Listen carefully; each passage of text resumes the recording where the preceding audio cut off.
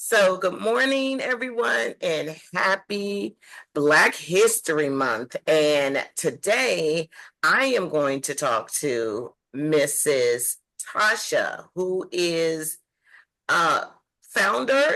Would that be the right word for Black Women Who Yeah, Wine? So, Black Women Who Wine is an organization that is in Virginia, correct? right. And so, tell us a little bit about why you started this. Yeah, so I started Black Women Who Wine in 2019. I had just moved back to this area. I'm originally from the Central Virginia area, but have been living in Northern Virginia. So I had moved back here for a job opportunity, not in wine, and just noticed that it seemed like not a lot had changed as far as who was featured in marketing at Virginia wineries, who that marketing was, targeting, and just how welcoming, tasting rooms were to Black women. So, um, I thought about it for a little while and I was just like, well, I want to start an organization that will help to change that. So that's sort of how it came about. So, when you thought about what you wanted it to look like, what you wanted your business to look like, what was the key factors that you decided it has to incorporate this? Mm-hmm. I mean, at first it was what I wanted it to look like was going to be sort of a like a consulting shop for Virginia wineries, Mhm. as far as marketing. And then there'd be a component of, hosting curated monthly meetups for Black women to get out and explore Virginia wine. Mhm. So when I first started, it was sort of me and my niece and sister. They helped me organize things, and it was just us, posting on Facebook that we were going to be at a winery and people should come join us. And so for a little bit, the first two times, I think there was no one but us. And then we got, one person came and joined us. And then there started to be more people. And then we were interrupted by the pandemic, by COVID, of course. So we couldn't gather. But even in that time, kept trying to do sort of online events and, to make sure people still knew we were around. And I'd say around that time also, as we were heading out of sort of the lockdown, started getting some attention from like the city of Charlottesville and the tourism sort of, board here. Well, that is amazing. So, when you thought about branching out and making it, because with everything being shut down, was it hard to restart it when everybody was outside? It actually wasn't. I think it actually helped us because people were so ready to be outside and ready to also be a part of something, bigger than themselves, working towards, big goals and trying to bring change to, many different areas. So, the first, sort of meetup we had after the pandemic, we had a ton of people come. And so we kept seeing that. And we were still confronted with these sort of limits on, still you had to be outside for a little bit. Wineries weren't taking big groups like they once had. And so we had this sort of problem of, events filling up because you could only take 10 or 12 people. You could only take, in some cases, five or six. So we started, sort of going through paperless post is what I use, and sort of getting RSVPs that way, and limiting the number of people who could come. And so we were, filling up these events, and so sort of after that, I thought, well, what if we move to a membership structure? So sort of the next year coming out of that, we moved to a membership structure. And since this was sort of an experiment, I invited those who were, just coming and coming and coming to Hmm. have this one free membership. And be a member of the wine cave is what we call it. And so all of them accepted, everyone I invited accepted like that offer. And then the year after that, people were asking, how do I become a member? We started having a membership structure that was, a paid structure and open it up for others to join. So the wine cave. So what is it that they get when they become a member? Mm-hmm. Well, I mean, you get gear when you become a member, shirt, wine glass with our logo on it. And then basically you get access. So you get access to um, early access to events in some cases. Like we'll open it up to members first and then open it up to the general public. There are also, members only events. So the first one of those, like this year, is in March, where we only invite members. And then also if we get, comp tickets for various, festivals or anything like that, um, we give members access to those, or they're up for grabs for members. The reason how I found you all is you all did an event with Michelle, a cigar event, one of her cigar educational events. So do you get a lot of women who are smoking cigars wanting you to curate an event for them, or is that something, if you haven't done it, is it something you would be looking to do? Yeah, that's actually something brand new. So we actually just went to meet up with Michelle. She had reached out about partnering this year. And so when initially talking to her, I was like, well, I'm going to this opening, event of this cigar lounge in Charlottesville. And she decided to come too. So that was our first time meeting her.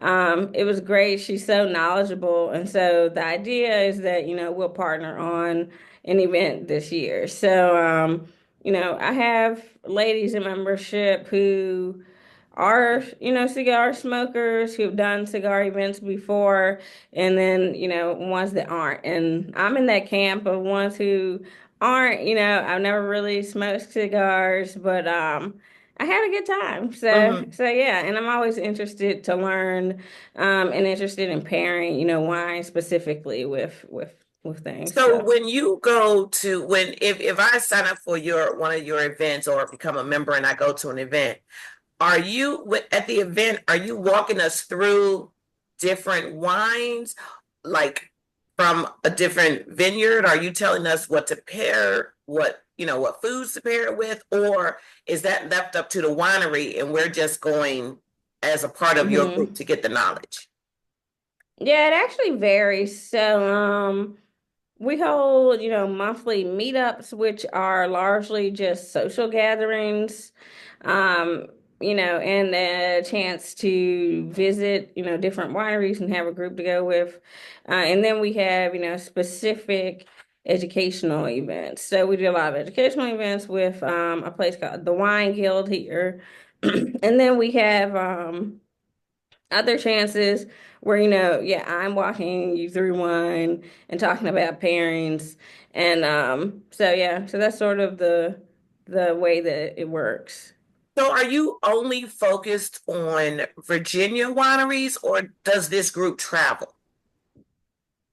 We have thus far focused on Virginia, but we focus on, the whole of Virginia. So in Virginia, there are like at this point 300 some wineries. So obviously, we have not made a dent in visiting all of those. There are different Mhm. regions where I personally haven't been to any of them. Like the Hampton Roads area, I think I've only been to one that's considered in that, sort of region. So we try to go to all the different regions. And also that gives, people from those different regions a chance to come check us out.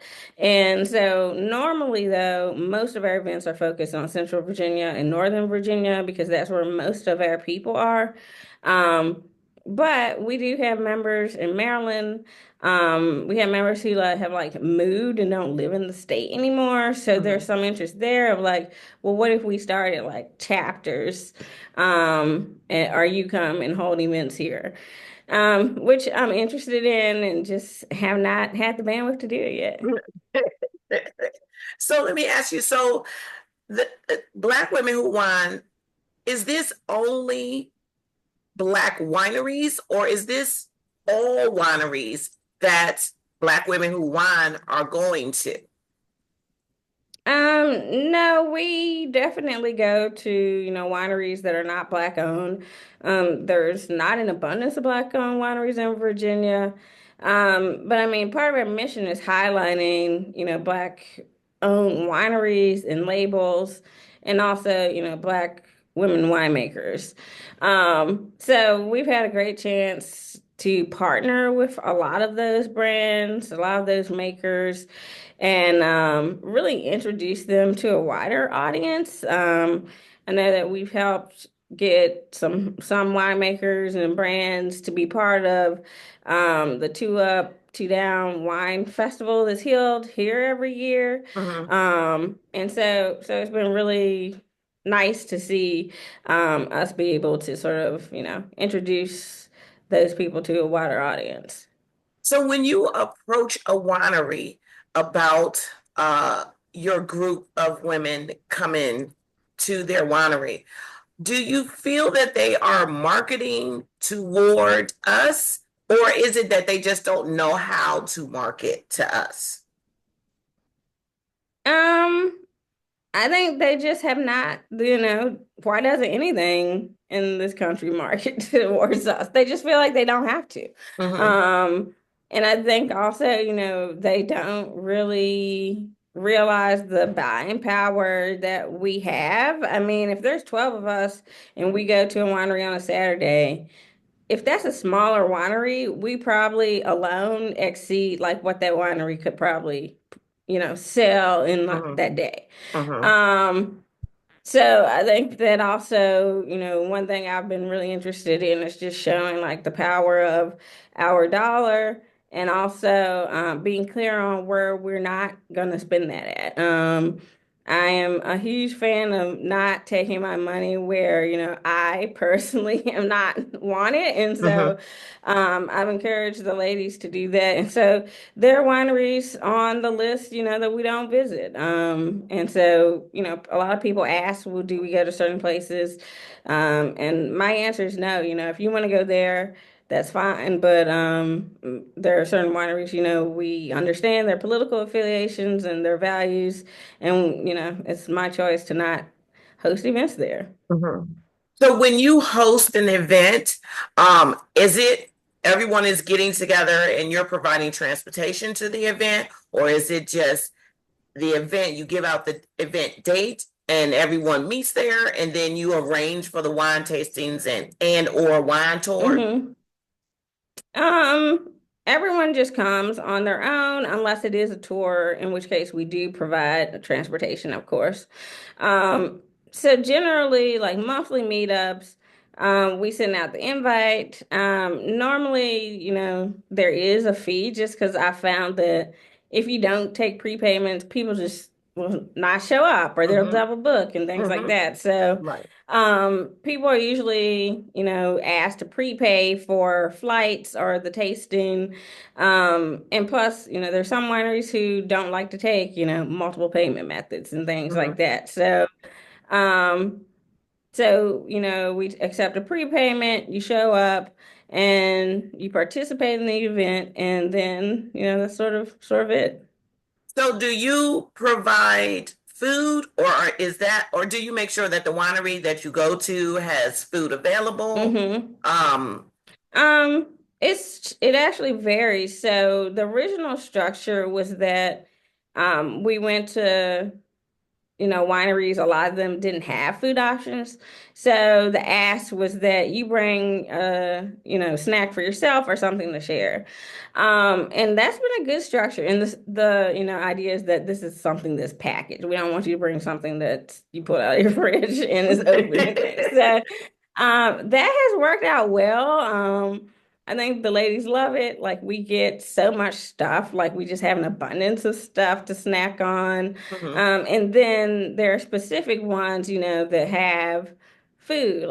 And so if there is food, um, we include that in the ticket costs, Mm. and so we like put the food out there and do charcuterie boards or small bites. And then there's some where, even if they bring things, they just want to try the food there. And Hmm. so they're free, to do that. Okay. So when you look at wineries, because you said you have a list, have you pre-vetted all of these wineries, or are they ones that you have already been to and say, yeah, this would be a good one for the group? Or are you just online looking at Virginia wineries? Um, Online looking at Virginia wineries, I do like pre-vet some of them, just because I go to so many wineries with just, other friends and like my family. So I'll go to one and be like, oh, this is a good one for the group. Hmm. So it's sort of three things, I look for. One, it needs to be large enough to accommodate a group. And also group friendly. There's some wineries that are just not group friendly. They're small. The people who work there don't want to cater to and deal with a group. And so, those are ones we wouldn't go to. Also, like during the winter months, obviously, it has to have some sort of inside option. There are a lot of wineries in Virginia who really don't have a lot of inside seating. They just have a lot of outside seating. Hmm. So, obviously, during the winter, we don't go to those ones. We reserve those ones for, certain times of the year. And then also, we try to support those who support, us. There are a lot of wineries who, since the very beginning, have just reached out to us and invited us there, and we just can't get to all of them in one year. So, we still have ones that have reached out to us and asked us to come or said, "Hey, we'd be happy to host you." And so this year, actually, my focus is on getting to some of those and also going to ones that like we've never been to before because we have repeated some before because um, they're just so great and not everyone, goes each time. Hmm. But this year, yeah, our focus is on ones that we have not been to. So you mentioned inside space. So do you do your tours and meetups in the wintertime? We do. Normally we skip January just because we found that's a challenging month to get people out. People have spent a lot of money on the holidays. I Mhm. think that plays into it just as much as the weather. The weather is unpredictable. So I decided like a few years ago to just not try to do anything in January. But normally in February we start, and so we'll have our first, sort of event of the year this month. And is there a limit to your group size, or like do you have a cutoff number? Like once you get to a certain number, you're not accepting anymore for that specific month? Yeah, and it's sort of dependent on where we go because they have a cutoff number. And we do Okay. work with wineries to take more than they would normally allow. A lot of them are very accommodating to do that. So normally the cutoff is like 12 to 15. Hmm. And then there are like events where we'll rent like a larger venue and be able to invite more people. So like for our anniversary last August, we rented a venue and that was a larger event. But in general, we cut off at like 12 to 15. And is there a requirement of like a dress code or come as you are, or like do you do special like, Hmm. sundresses or your afternoon tea wear or something like that, or is it just look, just come hang out and that's it? Yeah, there is no requirement normally, but this is one of the things I love. Like these ladies, they come like dressed a lot of the times because it's, something they want to do. And also, me and my niece who helps organize things, we want to look cute. So, we do it. And yeah, they come and they are, dressed, especially in the summer, sundresses and stuff. So there's no requirement. I don't even have to tell them. They just do it. But I think that, they've said, this gives us a reason to dress up. I might not have another reason to wear this. And yeah, I love that because I like that one, they think so highly of, what we're doing and being out with us that they put that energy in. And Hmm. two, I like, knowing that we're giving people a chance to do this and, wear something they may not otherwise wear. Charlottesville is a really casual place. It's probably my number one like gripe about it. And I love that they like take that opportunity to dress up. And then there are certain things where we had themes. So like we have had a fall wine dinner before and asked people to wear, fall colors or last year for the anniversary, we asked people to wear yellow and white. And it's always just great to see them, actually participate and do it. So, during the spring and early summer, you have the Preakness, the Kentucky Derby, like the Belmont. Do you do events circled? I mean, circled around those events as well? Thus far, we have not. I've done some sort of like taking over sites of some races here, local things for Wine and Country magazine that's based in Charlottesville. So I've done some of those things, but as a group, we haven't attended. I mean, I think it's hard to plan those things for me, I found, because a lot of the women like who come normally travel for work, as do I. They have like, family obligations that are hard to get away from. But we are talking about, a trip to Napa, as well as doing a trip to South Africa, hopefully in 2027. So, Hmm. So, what is your first event, or oh, yeah, I guess the first event since you don't do January? What is mhm. your any of your next upcoming events? Yeah, on the 16th, we're gonna have a Galentine's Day brunch or a Galentine's brunch because it's not a day. And that's gonna be at Well Hung Vineyards and Restaurant in Gordonsville, Virginia. So that is a little farther away from me, but it gives people a chance who are closer to Northern Virginia to sort of have the same amount of time, getting Hmm. there that I do. Hmm. Um, so that's going to be our first event. I love brunch. It's one of the things I miss about being in Northern Virginia, DC area. There's so many brunch options. Yes.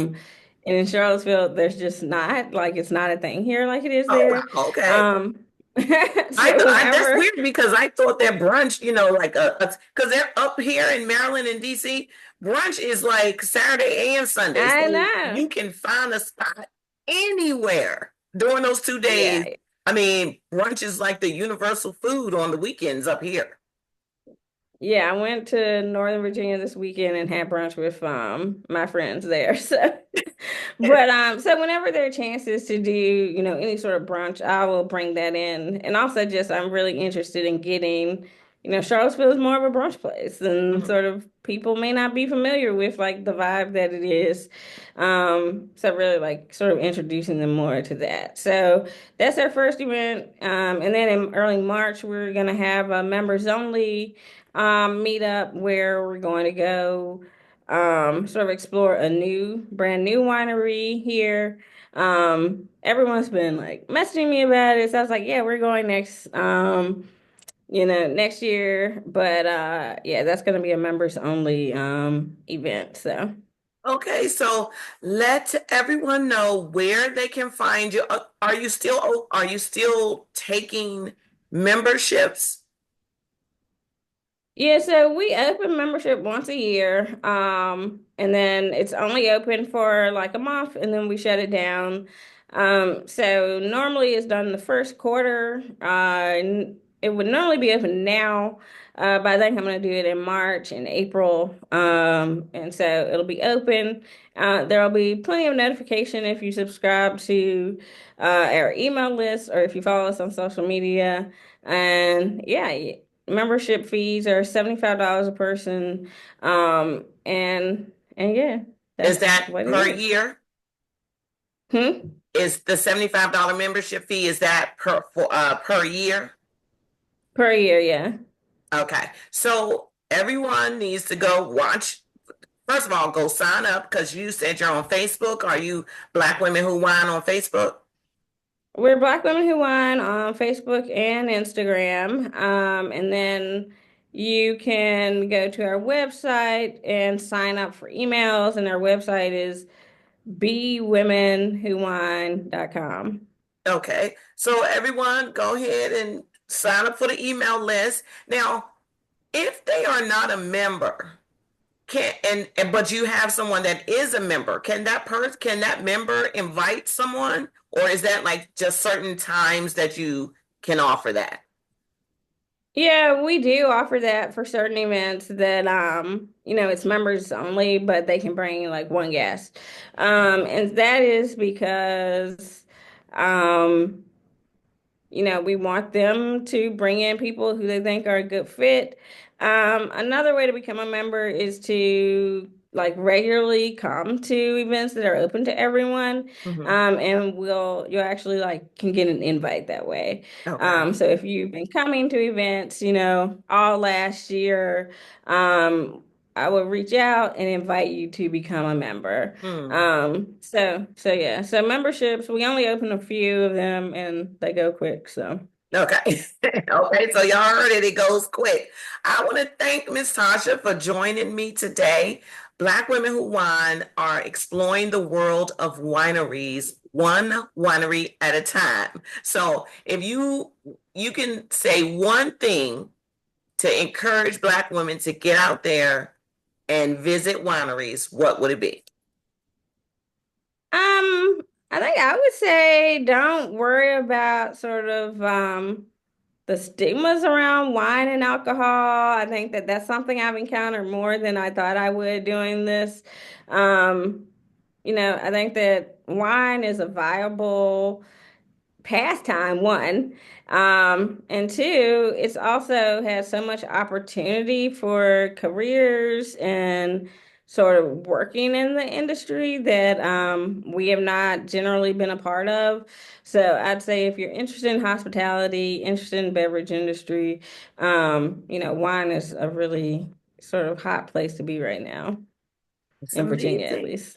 That is amazing. I thank you so much for taking this time on an early Monday morning, the beginning of Black History Month. So what better time than to start to introduce people to organizations that are beginning to come more out in the surface because if before you really didn't find Black women who want, you couldn't find that, it wasn't available. Mm-hmm. So I thank you for starting that in Virginia, and hopefully you give a real thought to some chapters because I'm here in Maryland. So I would Yeah. love, I mean, I'm not opposed to driving. Trust me, I'm not opposed to driving, but leaving the winery to come all the way back to Maryland might be a little bit of a stretch. Oh yeah. Yes. Well, thank you so much. I thank you for joining me. And everyone, make sure you go to bewomenwhowine.com, correct? Yeah. And sign up for their newsletters or their email list, and you will be in the know. So make sure you all do that. And I hope you all have a great day. Thank you so much. You too. Thank you.